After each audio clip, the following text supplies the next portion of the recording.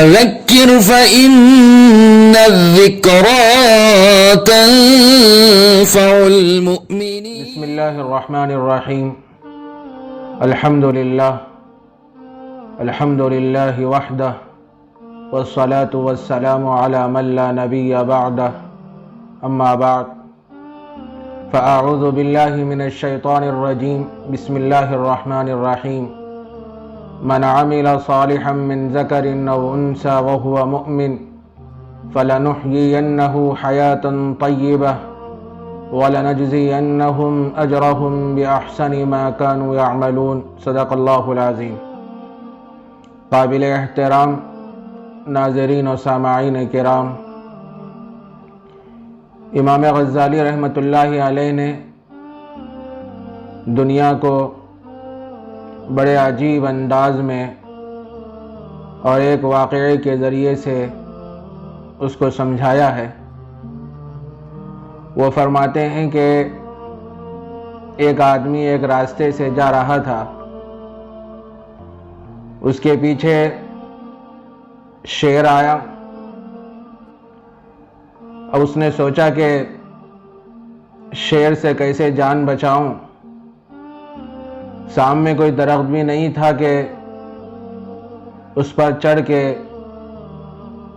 شیر کے حملے سے میں محفوظ رہوں اور اپنی جان بچا سکوں. بڑا پریشان تھا، فکر مند تھا.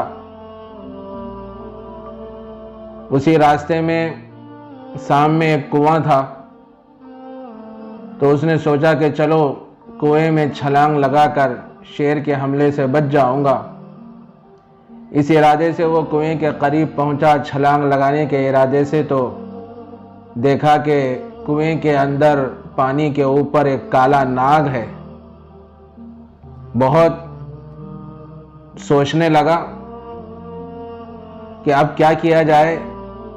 پیچھے شیر ہے اور کنویں کے اندر اور پانی کے اوپر کالا ناگ ہے. اگر میں اس میں چھلانگ لگاؤں گا تو مجھے ڈسے گا. کیا کروں؟ اسی کشمکش میں تھا تو اس کے دل میں خیال آیا کہ کنویں کی دیواروں پر گھاس اگی ہوئی تھی. تو وہ سوچا کہ چلو یہ گھاس کو پکڑ کے لٹک جاتا ہوں. تو وہ اس ارادے سے کنویں کی دیواروں پر جو گھاس اگی ہوئی تھی اس کو پکڑ کر لٹک گیا. اس کے بعد ایک کالا چوہا اور ایک سفید چوہا وہاں آئے اور وہ دونوں چوہے یہ گھاس کو کترنے لگے، کاٹنے لگے. اب یہ تو حیبت میں پڑ گیا کہ شیر سے بچنے کے لیے اور سانپ کے ڈسنے سے حفاظت کے لیے میں گھاس کا سہارا لیا تھا. اب یہ دونوں چوہے یہ گھاس کاٹ رہے ہیں، اب میرا کیا ہوگا؟ بہت فکر مند ہو گیا، حیبت میں پڑ گیا. سامنے اسے ایک شہد کا چھتا نظر آیا. اس پر مکھیاں تو نہیں تھی لیکن اس چھتے کے اندر شہد تھا. تو اس کے دل میں خیال آیا چلو شہد چکھ کے دیکھتے ہیں آخر ہے کیسا.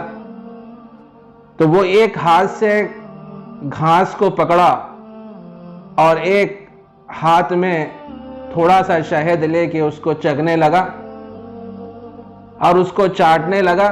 اب اسے یاد ہی نہیں رہا کہ شیر کہاں ہے، سانپ کہاں ہے اور چوہے کیا کر رہے ہیں. اسے کچھ پتہ ہی نہیں رہا. اب ذرا سوچئے کہ اس انسان کا کیا ہوگا. امام غزالی رحمۃ اللہ علیہ نے یہ واقعہ بیان کرنے کے بعد فرماتے ہیں کہ اے انسان، تیری مثال بھی اسی انسان کی طرح ہے اور ملک الموت شیر کی صورت میں تیرا پیچھا کر رہا ہے، تیرے تعاقب میں ہے اور برابر تیری نگرانی وہ کر رہا ہے. اور قبر کا عذاب سانپ کی صورت میں تیرے انتظار میں ہے. اور کالا اور سفید چوہا یہ تیری زندگی کے دن اور رات ہیں، اور گھاس تیری زندگی ہے جسے چوہے کاٹ رہے ہیں، اور شہد کا چھتا یہ دنیاوی لذتیں ہیں جس میں انسان پڑھ کے اللہ کو اور دنیا میں آنے کے مقصد کو بھول جاتا ہے۔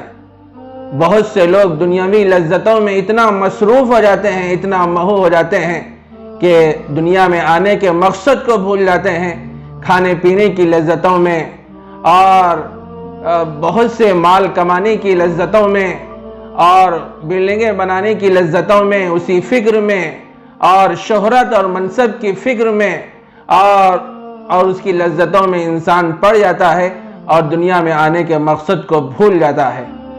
میرے عزیز دوستوں بزرگوں، دنیا میں آنے کا جو مقصد ہے اس مقصد کو مستحضر رکھتے ہوئے ہم زندگی گزاریں گے تو پھر اللہ تبارک و تعالی ہم سے راضی ہوں گے، اور اللہ تبارک و تعالی آخرت میں ایسی نعمتیں انسان کے لیے تیار کر کے رکھی ہیں کہ جس کا انسان وہ گمان بھی نہیں کر سکتا۔ وآخر دعوانا ان الحمد للہ رب العالمین۔